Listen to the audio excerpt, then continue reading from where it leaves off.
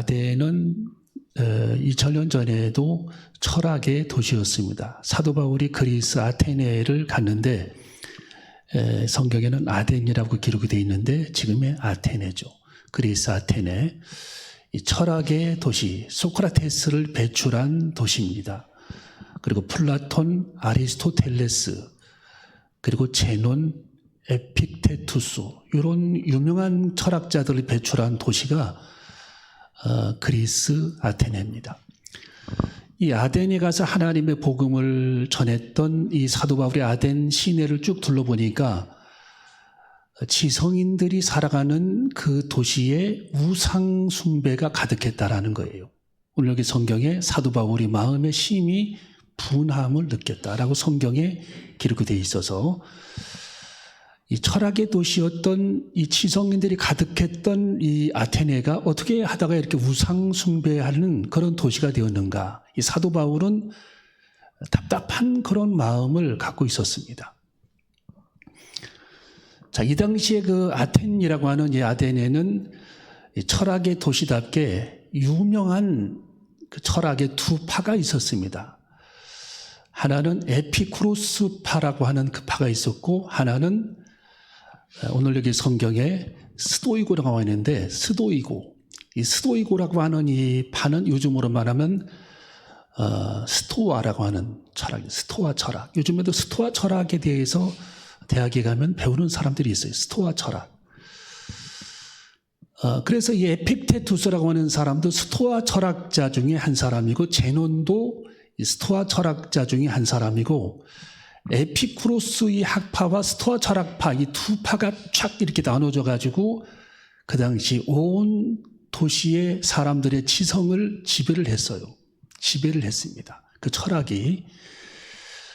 근데 이 에피쿠로스 학파의 그 사상은 한마디로 말하면 어떤 내용이냐 하면은 책에는 막 굉장히 다양하게 내용이 나와 있는데, 길게 나와 있는데, 한마디로 말하면 마음의 기쁨을 누리는 철학이죠. 마음의 기쁨, 평정심을 가지라 하는 그런 철학입니다. 평정심.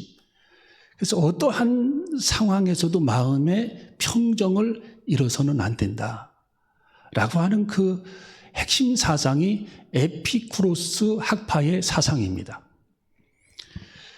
그리고 이 스토아 학파의 사상은 그 에피쿠로스 사상과의 조금 차이는 있는데 내용이 비슷한 면이 많이 있어요. 스토아 학파는 어떤 내용이냐? 폭풍우가 몰아쳐도 사람의 마음의 초연함을 잃어서는 안 된다. 잃어버려서는 안 된다라고 하는 그런 사상이죠. 그런 사상.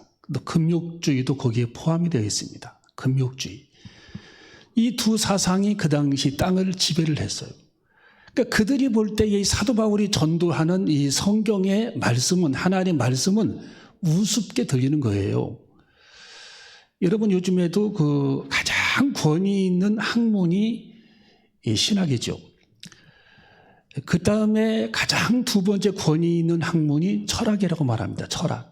그래서 신학 박사, 철학 박사 그렇게 나가잖아요. 세 번째 권위 있는 학위가 뭐냐? 수학 박사입니다. 수학. 수학을 세 번째로 쳐주는 거죠. 그 다음에 네 번째 권위 있는 학문이 뭐냐? 역사입니다. 그 다음에 다섯 번째 권위 있는 학문을 물리학이라고 말합니다. 물리학. 그러니까 이 물리학, 경제학 이런 건 저 밑에 있는 거예요. 신학에 비하면. 그러니까 하나님을 탐구하고 하늘을 연구하는 학문이 가장 세상에는 권위가 있어요. 그러니까 이 철학을 공부했던 이 사람들이 사도 바울이 말하는 하나님의 복음이 그들의 귀에는 우습게 들리는 겁니다. 저게 뭔 얘기야 저게? 뭐 십자가를 예수님이 졌다고 하고, 뭐 예수님이 십자가를 지심으로 우리 죄를 뭐 용서했다고 하니까, 이 철학에서는 죄의 문제, 영생의 문제, 부활의 문제를 그들이 연구하지 않거든요. 그러니까 우습게 생각하는 겁니다. 예. 여러분, 하나님의 관점에서 이 세상을 우리들이 봐야 되는데, 땅에서 하늘을 보는 것이 아니라 하나님의 관점에서 세상을 보고 사람을 평가하고 자연을 바라봐야 되는 거예요. 하나님의 관점, 하나님의 눈. 그것이 가장 중요한 겁니다. 하나님의 눈을 갖는 것. 여러분, 애기들의 눈이 정확합니까? 어른들의 눈이 정확합니까? 어른입니다. 여러분, 수학의 초보자의 눈이 정확합니까? 수학을 30년간 가르쳤던 사람의 눈이 정확합니까? 선생님부터 정확한 거예요. 여러분, 이 열매를 따먹는 사람이 더 정확합니까? 열매를 창조하신 하나님이 더 정확합니까? 열매를 창조하신 하나님이 1000만 배는 더 정확한 겁니다. 그래서 우리는 하나님의 눈동자, 하나님의 시각, 하나님의 관점을 갖는 것이 그렇게 중요한 겁니다. 그러니까 이 사람들이 아무리 학문적으로 깊이 들어가 있고 철학을 많이 공부를 했어도 이 하나님께서 보시기에는 하나의 인간적인 사상에 불과한 거예요. 사람들이 연구하고 경험했던 그 사상에 불과하다라는 거예요. 하나 잎사귀에 불과한 겁니다. 잎사귀. 하나님께서 보시기에는. 근데 이 사람들이 보기에는 이 사도 바울이 별것 아닌 것처럼 느껴지는 거예요. 왜? 사도 바울이 예수님의 십자가를 전하고 죄사함을 전하고 예수님께서 부활하신 것처럼 우리들도 부활한다라고 하니까 그들은 그것을 우습게 생각하는 겁니다. 자, 성경을 한번 읽어봅니다. 자, 16절 읽어봅니다. 16절 시작.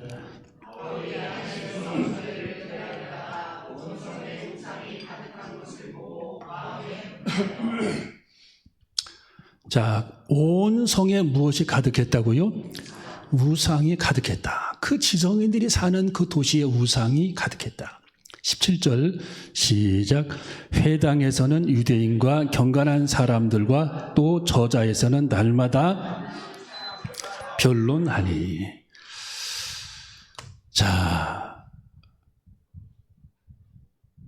날마다 하나님의 말씀을 증거했다. 사도 바울이 철학자들이 모인 도시에서는 이 철학적인 방법을 가지고 그들을 전도하려고 했더니 안 되는 겁니다. 잘 못 알아듣고. 자, 18절을 한번 읽어봅니다. 시작. 어떤 에비구레오와 스도이고 철학자들도 바울과 책론할세. 혹은 이르되 이 말장이가 무슨 말을 하고자 하느뇨 하고 혹은 이르되 이방신들을 전하는 사람인가 보다 하니 이는 바울이 예수와 또 몸의 부활을 전함을 인하미러라. 아멘. 거기 에비쿠레오 나오죠. 에피쿠레오스라고 요즘에는 그렇게 얘기하죠. 에피쿠레오스. 거기 스도이고는 스토아입니다. 스토아 학파. 사도 바울은 여기 스도이고라고 써놨는데 원래 스토아라고 하죠. 스토아 학파. 에비쿠레오 스토아 학파. 요즘에 서점에 가보면은 이 스토아 학파들의 그 철학자들이 써놓은 책들이 많이 나와 있어요. 밑줄을 긋고 싶은 내용, 삶의 지혜, 인생을 사는 지혜, 인생론 이런 것들이 전부 여기 스토아 학파 사람들이 지은 철학책입니다. 그게 서점에 가면 많이 나와 있어요. 그 책들이. 예. 물론 읽어보면 굉장히 내용들이 의미가 있고 마음의 평안도 줍니다. 그렇지만 그것이 우리들의 구원하고는 관계가 아무것도 없는 겁니다. 우리들의 구원하고는 관계가 없는 거예요. 여러분, 불교의 핵심 사상이 뭐죠? 여기 지금 스토아 학파의 핵심 사상은 평정심, 에피쿠로우스도 마음의 기쁨과 평안, 이게 핵심 사상. 불교는 뭡니까? 핵심 사상이 불교. 예? 예, 자아성찰. 예, 그것도 좋은 얘기입니다. 8정도에 다 나와 있는 바르게 보고 바르게 생각하고 바르게 앉고 바르게 걷고 바르게 생각하고 바르게 살아라. 이제 그 내용인데 거기서 또 핵심적인 사상이 뭐냐? 집착이죠. 집착. 집착에서 벗어나야 평안을 누린다. 그 얘기입니다. 불교는 집착. 이제 그 내용이고, 그러면 공자맹자 사상의 핵심적인 내용이 뭡니까? 공자맹자 사상의 핵심적인 내용. 공자는 인을 강조했고 맹자는 의를 강조했어요. 뭐냐 이게? 인, 사랑이죠. 공자는 사랑을 강조를 했고 맹자는 사랑도 중요하지만 올바름, 이것도 중요하다. 그래서 철길에 레일처럼 두 가닥이 있어야 된다라고 얘기를 하고 있는 겁니다. 그런데 이 하나님의 관점에서 보면은 이런 내용도 다 물론 도움이 될 만한 그런 내용이지만 우리 사람들이 구원받는 문제하고는 아무런 상관이 없는 내용이에요. 우리들이 영생을 얻고 천국에 들어가는 내용하고는 아무런 상관이 없는 내용입니다. 자, 성경 읽어봅니다. 자, 우리 18절을 다시 읽어봅니다. 18절 시작. 어떤 에비구레오와 스토이고 철학자들도 바울과 쟁론할세 혹은 이르되 이 말자이가 무슨 말을 하고자 하노냐 하고 혹은 이르되 이방신들을 전하는 사람인가 보다 하니 이는 바울이 예수와 또 몸의 부활을 전함을 인하미라. 이 사도 바울은 줄기차게 예수님의 부활을 전했다라는 거예요. 예수님의 행적과 예수님의 말씀과 예수님의 부활을 전했다. 이것이 복음입니다. 복음. 여러분, 이 땅에서의 삶을 우리들이 마감하고 천국에서의 부활이 되는데 달걀에 우리가 부활절에 달걀에 암탉이 품으면 21일 만에 35.6도씨로 맞춰놓으면 21일 만에 그 체온의 온도에 의해서 병아리가 나오잖아요. 병아리가 21일 만에. 야, 어떻게 이 달걀의 노른자에서 흰자에서 병아리가 나올까? 이것은 너무도 신비로운 일이에요. 어떻게 이런 일이 가능할까? 근데 하나님은 그렇게 가능하도록 설계를 하신 겁니다. 하나님이 가능하도록. 여러분, 한 알에 콩을 심으면 콩이 다 썩어버립니다. 근데 어떻게 거기서 싹이 날까? 놀라운 일이죠. 한 알에 미라를 심으면 썩어버리는데 어떻게 거기서 싹이 나서 열매를 100배로 맺을까? 이것 또한 신비로운 일입니다. 그 말씀을 어디서 했느냐? 고린도전서 우리 마지막으로 15장으로 건너뜁니다. 고린도전서 15장에 가면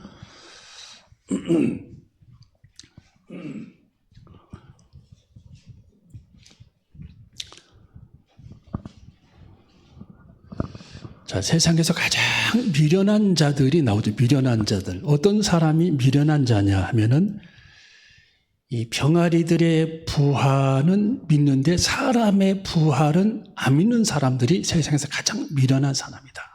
자, 35절을 읽어봅니다.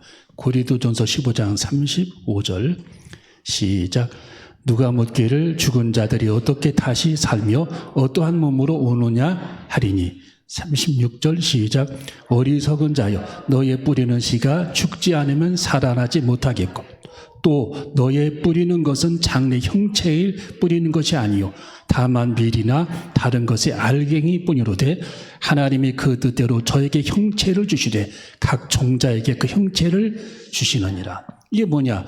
콩을 심으면 콩의 모습이 나타나고 팥을 심으면 팥의 모습이 나타나듯 우리도 천국에서 우리들의 얼굴 형태 모습 그대로 가지고 부활한다라는 거예요. 그 모습 그대로 아름다운 모습으로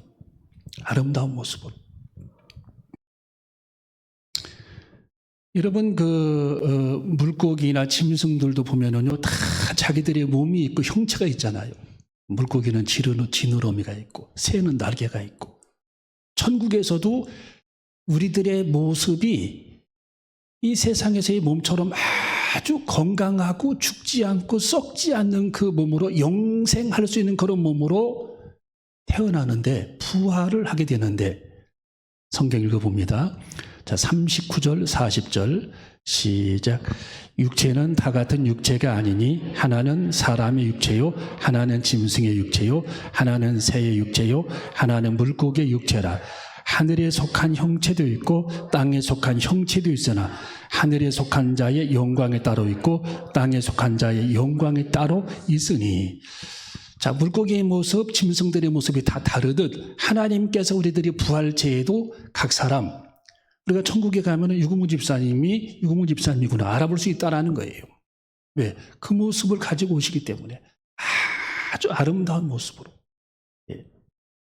한 10배는 업그레이드가 돼서 예뻐지는 겁니다. 천국에 가면 우리들이. 예, 예뻐지는 거예요. 다 이렇게 얼굴이. 예, 하나님이 그렇게 만드셨어요. 우리 병아리 보면 예쁘잖아요. 근데 이 천국에서는 사람들이 주님을 위해서 헌신한 만큼, 주님을 위해서 봉사한 만큼, 땀을 흘린 만큼, 피를 흘린 만큼, 애쓴 만큼 영광이 다르다. 천국에서 영광이 다르다. 읽어봅니다. 41절 시작. 해의 영광이 다르며 달의 영광도 다르며 별의 영광도 다른데 별과 별의 영광이 다르도다. 아멘.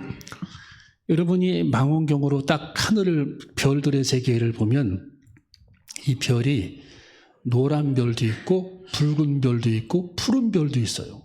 또 자주색 별도 있습니다. 달에서 지구를 보면은 푸른 별입니다. 달에서 지구를 보면. 근데 지구에서 달을 보면은 푸른 별은 아니죠. 그냥 붉은 별이죠. 왜냐? 달은 나무가 없기 때문에 그래요. 바다도 없고. 근데 달에서 지구를 보면은 지구는 나무도 많고 바다도 푸르기 때문에 푸른색으로 보입니다. 푸른색으로. 예, 목성은 무슨 색입니까? 유근모 집사님 목성 보셨죠? 망원경으로 보셨죠? 무슨 색이에요? 갈색이에요. 화성은 예? 약간 붉은색이죠. 예. 다 이 별의 색깔이 틀려요. 별의 색깔이. 예, 별의 색깔. 불꽃이 튀는 태양 같은 별은 또 붉은색입니다. 그러니까 우리가 천국에 가도 우리들의 모습이 틀리다라는 거예요. 영광이 틀리다. 영광이. 광채와 영광이 틀리다. 광채와 영광. 미국의 펄시 콜레라고 하는 선교사님이 천국에 들려서 올라갔잖아요. 그 영혼이 탈원 상태가 돼가지고 제가 그 얘기를 여러 번 했죠. 의학자고 선교사고 아마존강 원주민들에게 복음을 전했고 수십 년간 기도했고 이분이 영혼이 탈원 상태가 돼서 하나님의 계시를 받아 천국으로 영혼이 올라갔는데 그분이 만난 사람 중에 모세를 만났는데 모세는 옆에 갔는데 태양을 보는 것처럼 광채가 나요. 태양을 보는 것처럼 모세 몸에서.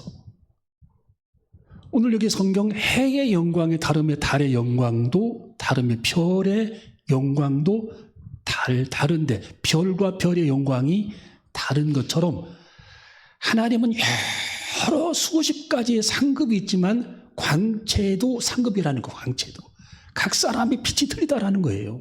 천국에 가면 우리가 열심히 주님께서 충성해서 빛이 나는 영광의 모습으로 만나야 할 줄로 믿습니다. 우중충한 모습으로 만나면 안 되겠죠. 빛이 광채가 나는 그런 모습으로 나타나야 할 줄로 믿습니다. 자, 그래서 오늘 여기 결론이 뭡니까? 이 사도 바울은 이 아테네 시민들에게 이렇게 말했다라는 거예요. 자, 42절, 44절, 42절부터 44절 읽어봅니다. 시작. 죽은 자의 부활도 이와 같으니 썩을 것으로 심고 썩지 아니할 것으로 다시 살며 욕된 것으로 심고 영광스러운 것으로 다시 살며 약한 것으로 심고 강한 것으로 다시 살며 육의 몸으로 심고 신령한 몸으로 다시 사나니 육의 몸이 있은즉 신령한 몸이 있느니라. 아멘. 자, 그래서 우리는 이 세상에서 하나님께서 우리들을 창조하실 때에 이 푸른 몸만 있잖아요. 짐승들은 혼도 있어요. 생각의 기능도. 사람에게만 하나님은 영혼까지 주셨어요. 영혼. 그러니까 얼마나 우리가 큰 축복받은 존재입니까? 영혼이 있으니까 영혼은 불멸한다고 그러잖아요. 불멸의 존재. 그래서 우리는 몸도 있고 혼도 있고 영혼도 있어요. 영혼. 그래서 우리가 죽으면 영혼과 육체가 분리돼서 천국으로 우리들이 입성하게 되는 겁니다. 그러면서 거기서 부활체, 우리들이 손발이 있듯이 신령한 그런 몸으로 다시 병아리가 깨어나듯 천국에서 깨어나는 부활체의 영광을 누리게 된다는 겁니다. 이것이 우리가 이 세상을 마감하면 죽음이 그래서 기쁜 겁니다. 죽음이 너무 그 시간은 기쁜 시간이에요. 병도 없고 우리 몸이 아플 때 얼마나 힘들어요. 예? 60 넘어가면 아픈 것이 그렇게 생기잖아요. 아침에 일어나면 막 다리가 아프고 어깨도 아프고 허리도 아프고 이게 있잖아요. 다 아픈 데가 생기고. 근데 천국에는 부활체에는 완전한 몸으로 탄생된다. 완전한 몸으로 탄생된다. 할렐루야. 완전한 몸으로 부활되게 될 줄로 믿습니다. 저 죽은 자의 부활도 이와 같으니 썩을 것으로 심고 썩지 아니할 것으로 다시 살며, 썩지 않는 영원히 죽지 않는 몸으로, 욕된 것으로 심고 영광스러운 것으로 다시 살며. 아까 얘기했죠. 해 영광, 달의 영광. 또 약한 것으로 심고 강한 것으로 다시 살며. 우리 몸이 얼마나 지금 약합니까? 송아지는요, 태어나자마자 1시간만 있으면 걸어 다닙니다. 송아지. 우리는 그렇게 합니까? 우리는 몸이 사실은 약합니다. 가장 지혜로운데 몸은 약해. 약한 몸으로 심고 강한 몸으로 다시 살아나게 된다. 아프지 않는 몸, 죽지 않는 몸. 44절, 육의 몸으로 심고 신령한 몸으로 다시 사나니. 육체가 있고 거룩한 영체가 있어요. 스피릿 바디, 신령한 몸. 육체가 아니라 신령한 몸. 천사처럼 신령한 몸으로 다시 살아나게 된다. 육의 몸이 있은즉 신령한 몸도 있느니라. 할렐루야. 우리는 이 말씀을 가지고 영원한 부활의 소망을 가지고 살아가는 우리 모두가 되어줘야 할 줄로 믿습니다. 야, 이 부활만 생각하면 우리가 잠이 오지 않아요. 얼마나 그 세계가 좋고 아름답고, 전쟁의 공포가 없고, 세금이 없고, 하나님이 창조하신 생명강가에서 과일을 따먹을 수 있는 그 축복된 나라. 그 나라를 소망하며 살아가는. 그래서 이 사도 바울은 아테네에서 성경에 보니까 예수님의 부활을 전하는데 그들은 무슨 얘기인지 알지를 못했다라는 거예요. 성경에 바울이 예수와 또 몸의 부활을 전함을 이남이로라. 그랬더니 이 사람들이 그걸 이해하지를 못합니다. 그러면서 거기 18절에 보니까 이 말장이가 무슨 말을 하고자 하느냐, 이방신을 우리들에게 전하는가 보다라고 해석해버립니다. 끝이에요. 거기서 끝. 얼마나 불행합니까? 여러분, 하나님의 말씀도 들을 귀를 가진 사람이 듣는 겁니다. 여러분의 귀가 열려 주의 이 생명의 부활의 말씀을 듣고 소망을, 우리들의 생명이 이제 조만간 다하면 주님 나라에서 부활체로 엄청난 그 축복을 누리며 살아가는구나 라는 사실을 깨닫고 기쁨을 누리며 살아가는 저와 여러분이 되시기를 주님의 이름으로 축원합니다. 기도하시겠습니다.